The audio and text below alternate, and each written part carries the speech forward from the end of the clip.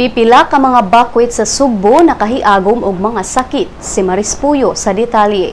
Department of Health ni butyag nga mga bata sa evacuation center sa lalawigan sa Sugbo nakahiagom og mga sakit.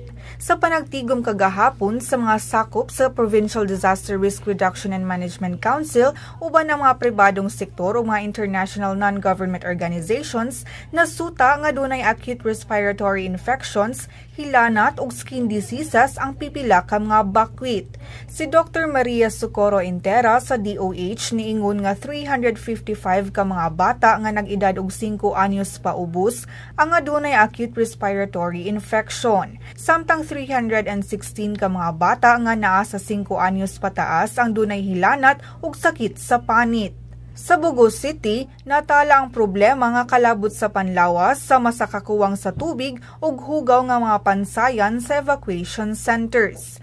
Matud ni Intera nga base sa nakolekta nila nga mga water samples na sayrang contaminated ang tubig sa evacuation centers. Apan wala nalakip sa report kung asa nagikan ang maong tubig. Si PDRRMC Chief Baltazar Tribunalo Jr. giauhag ang mga residente nga i-report sa ilang lokal nga kagamhanan aron daling mahatagan og mga tambal. Maris Puyo, Sunstar, Pilipinas.